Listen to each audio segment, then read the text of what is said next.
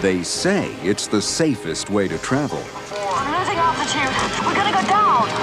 But in the movies, airplane flights often result in terrifying crash landings or colossal mid-air explosions. Behind Hollywood's airborne mayhem are the film industry's model makers, pyrotechnicians, and visual effects artists. Coming up, we'll meet the men responsible for aerial effects, ranging from a perilous Rocky Mountain touchdown in Cliffhanger to a hazardous tropical storm landing in Love Affair. And we'll visit the set of the techno thriller The Net, where filmmakers are staging a harrowing plane crash into the smokestacks of an industrial plant. We'll learn their secrets for creating terror in the sky, a combination of careful planning, attention to detail, and the explosive force of movie magic.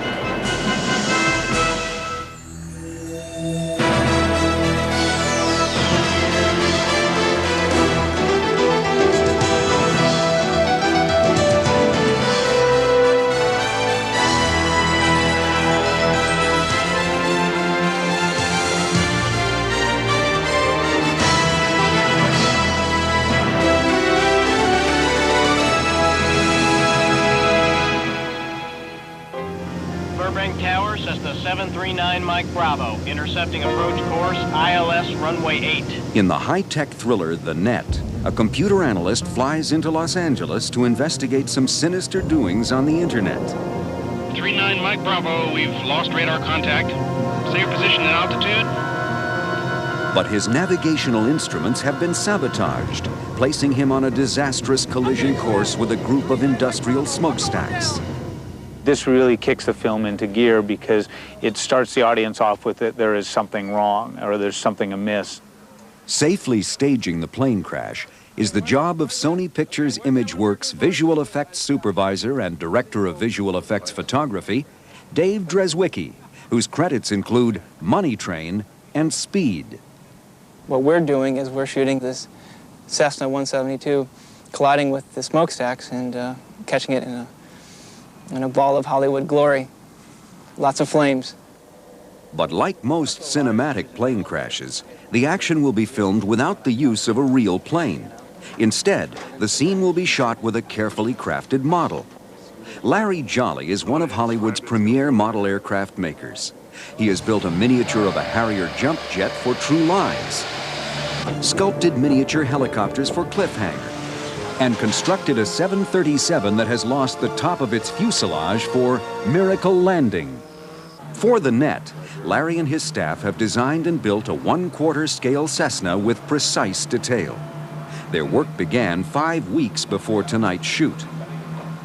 Located in Westminster, California, Larry Jolly Miniature Productions is a family affair, with 3 generations of model builders contributing a variety of skills. Neat thing is, it seems like every one of the family members that does help us out has their special aptitudes, and so it's very helpful. We do have a crew that works for us. It's not all volunteer people, but it's very important to know what each person's aptitude is and what they can do best for you. So we've been very lucky. We've got a wide range in the family.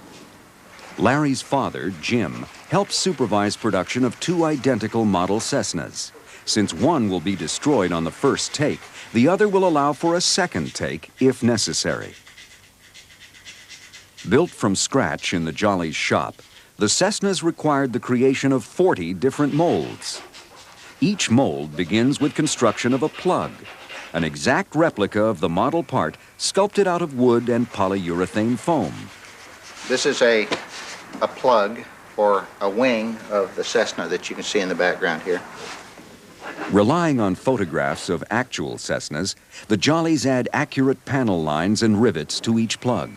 The rivets are acrylic, and they're applied with a syringe, just like a normal hypodermic needle, only it's not one you'd like to get stuck with because it's quite large. A mold is formed by covering the plug with several layers of fiberglass and epoxy resin. Requiring 2 days to dry, the mold is then removed from the plug. Each model part is also formed from fiberglass and epoxy resin. When removed from the mold, it is spray painted and covered with clear urethane to harden the surface. To simulate the real aircraft's plexiglass windshield, Clear plastic is heated and stretched over a windshield plug using a vacuum form machine. The plastic is then trimmed to fit the model's cockpit. It'll be glued in here and glued in here, and as you see, there's your window.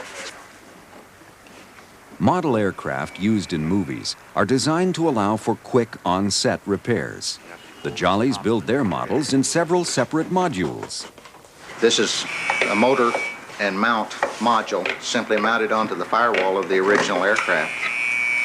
Now, in the field, if something goes wrong, we simply pull the whole front end off and put another one on. Since the script for the Net requires the plane to fly directly toward one of the cameras, the cockpit will be visible. This necessitates a miniature pilot. Larry's wife, Carolyn, views videotape of the actor who plays the pilot and then attempts to match as many details as she can. Carolyn is not only a skilled seamstress and painter, but also knows aeronautics. In fact, she is employed as an engineer-scientist for McDonnell Douglas. Even their eye color seems to be important. You can see that they have blue eyes on these models. The model is built to be 1/4 the size of a real Cessna 172. This relatively large scale helps make the plane look as realistic as possible, but is still small enough for the crew to handle and operate safely. The completed model weighs 25 pounds and has a 9-foot wingspan. On the movie set, the plane will be suspended 25 feet above the ground by 3 guide wires. Larry installs hooks for the guide wires on both wings and the tail. Each hook is then tested for strength. That just took 20 pounds. Since each hook can support 20 pounds, together they can hold 60 pounds. More than enough for the 25-pound model. The extra margin gives Larry an added measure of security, compensating for pressure that might result from wind gusts during filming. Okay, is that it? We're out of here. 5 weeks of intensive work are about to reach an explosive conclusion. But for Larry Jolly, seeing his efforts go up in smoke is just part of the job. People ask me that all the time. How can you build these beautiful models and have them destroyed? And actually, it's not that kind of an emotional attachment. In the movie industry, I get to design the whole thing, build it, break it, put it away in a matter of 4 or 5 weeks and go to the next one, because there's always the next one. Larry Jolly's Cessna 172 will soon be armed with explosives on the set of the Net. The filmmakers hope to thrill and fool movie audiences as the plane plummets into miniature smokestacks for a fiery finish. Coming up, visual effects artists of the future stage a spectacular crash landing starring a famous B-29 bomber.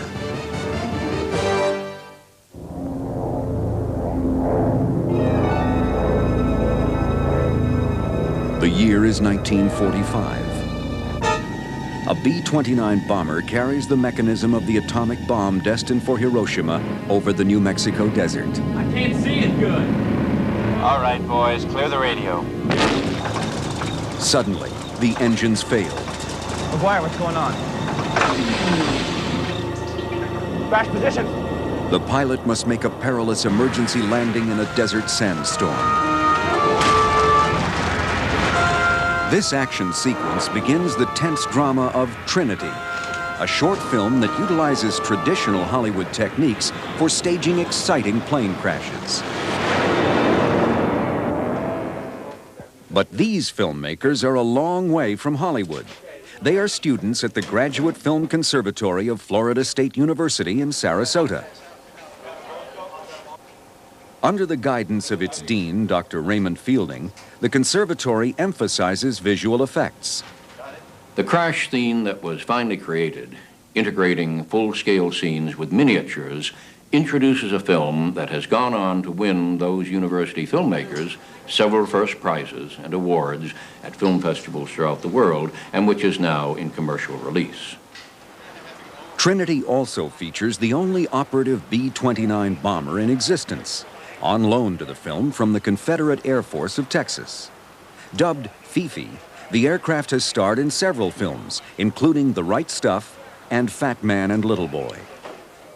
Written and produced by FSU student Thomas Rausch and directed by classmate Eric Fleming, Trinity's aerial action was shot in 3 basic locations. Fifi's flight deck was reconstructed on one of the conservatory's sound stages for shots involving the crew. You want to drop the crate? No, we can't. We bailing out? Negative. Cockpit shots and in-flight shots were filmed using the real Fifi. Shots of the emergency landing were filmed using a small model of the B-29. Oh, it's excellent. Fog machines, sand, and air hoses created the illusion of a raging storm. Using effects techniques, in some cases, that are almost a century old, as well as the most modern digital technology, these FSU apprentices create images that enhance the production value of the stories and the events that they dramatize on film. Mike Bravo, verify your position and check your instruments. Visual effects are also crucial to enhancing the drama of The Net. The film's plane crash scene is supposed to take place in an industrial park, but the sequence is actually being filmed at a neighborhood park in Los Angeles' San Fernando Valley. Paul Pearson, president of Proper Effects Incorporated, is building the model smokestacks that the plane will collide with. Based on real smokestacks that stand 100 feet tall, Pearson's models are only 25 feet tall, in order to match Larry Jolly's 1/4 scale Cessna. Each is constructed in 2 sections from wood and soft metal tubing. Quarter-scale railings and catwalks add to the realism. Paint is applied with sponges to create the look of a cement texture. Black spray paint around the top of the towers creates a smoke-stained effect. The intricate detail of both the towers and the model Cessnas will help visual effects supervisor Dave Dreswicki achieve a convincing effect sequence. Well, certainly the most important thing is that when it's in the movie, no one would ever recognize that it was a miniature shot. Larry Jolly and his team have arrived on set and are prepping the model Cessna. Well, I can do that now. We're in that way. The script calls for the plane to have its right wing sheared off by one of the towers before crashing into a second tower. Jolly's crew scores, or cuts the wing, and then reattaches it to ensure it breaks off as planned. Pyrotechnician Richard Helmer lines the interior of the wing with primacord, a powerful explosive that will rip the wing apart. During filming, Helmer will trigger the primacord with a radio control unit. Aluminum foil is placed inside the wing to produce the effect of twisted metal erupting from the explosion. Oh, we got a couple charges here. One here, one here. Explosive charges attached to the motor mount, inside the nose cone, and behind the cockpit will cause the plane to be enveloped in a dramatic fireball upon impact with the tower. With monofilament line attached to its tail and wing hooks, the Cessna is readied for flight. 23 feet off the ground, the model is suspended from an overhead trolley sled, which travels on 90-foot-long cables extended between 2 cranes. Though the Cessna's propeller will be turning, the model will actually be people-powered, pulled along the cable by ground crew members. With the help of gravity, the plane will travel at approximately 12 miles per hour. Manpower really seems to be the best thing for this kind of work because it's infinitely controllable. A couple guys can instantly halt what they're doing in case something happens, in case the principal camera jams. Richard Quattrochi of Larry Jolly Miniature Productions and Helmer will operate the 2 radio control units. This is going to bank the plane left and right with movements of the right hand. So banking the plane right and banking the plane left. And then the second unit is going to be the pyro controller. He's going to blow a charge. It's going to separate the right wing.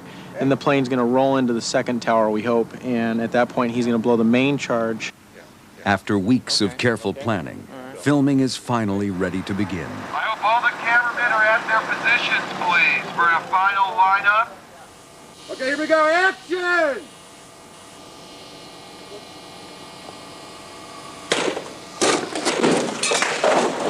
At a glance, the shot appeared successful. Cut. But a videotape playback tells Dave and his crew a different story. The major reason was simply that the plane didn't contact where we're supposed to hit.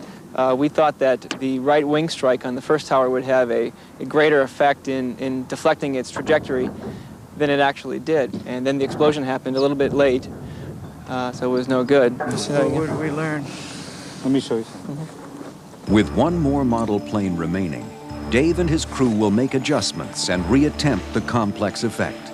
They have just one more chance to make the Net's pivotal scene a success. Okay, guys, it's a wrap for tonight. Coming up, we'll witness the mountain plane crash in Cliffhanger and return to the set of The Net for a breathtaking finale. In Cliffhanger, a Lockheed Jetstar crash lands on a snow-capped mountain. In Love Affair, a commercial jetliner makes an emergency landing during a tropical storm. Both of these exciting moments are the work of Hollywood aerial effects wizards Tad Shanowski and Robert Wilcox. Just off the runway at Van Nuys Airport in Los Angeles, Bob and Tad create model planes that thrill movie audiences. Tad definitely has the mechanical skills and the eye for shapes and such for doing the models. He's really the artist in the shop. I'm more the technical guru that will figure out whether this will work or not. Bob and Tad met while working together on Raise the Titanic in 1979 and discovered their mutual passion for radio-controlled model airplanes. Teamed up again in 1991 for Iron Eagle 3, they soon formed a partnership and an effects house, WKR Productions. In the romantic drama Love Affair, the WKR team built a 1/10 scale 747 for an emergency landing during a tropical storm. We brought in a couple hundred tons of sand, as I said, and dressed it. We built a runway with a track system for pulling the 747.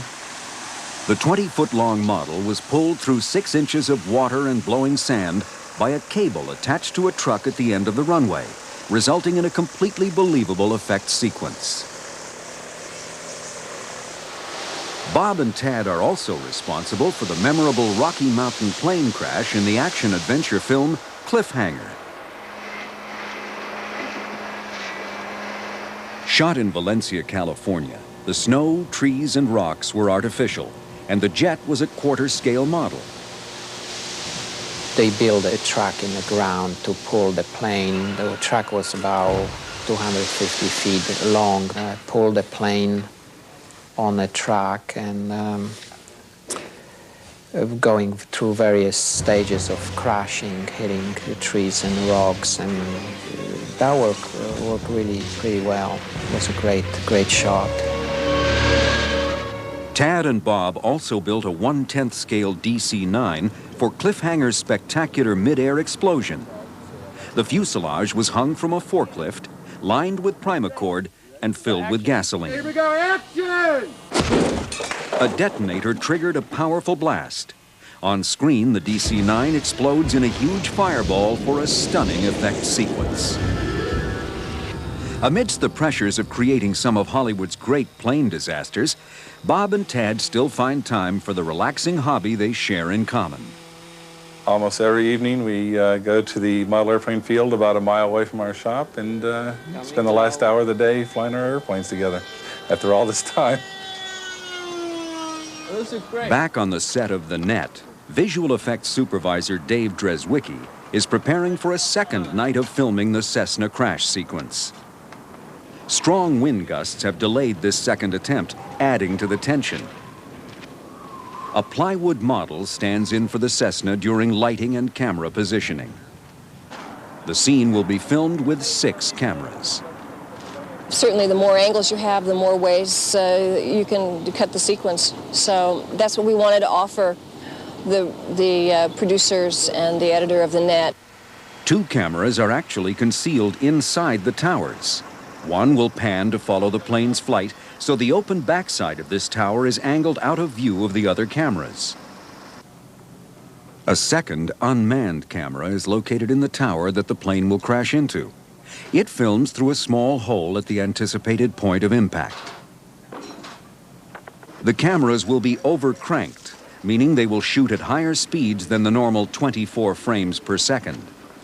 We're doing it in order to slow the action down to appear that it's full size. So for instance, if we were to actually crash a plane, the chunks of debris that would fly off it and the flames that would come up from it would actually be slower because there's more mass to it. Finally, the wind dies down, and the model Cessna is attached to the overhead sled trolley. Quiet on the set, please. And action!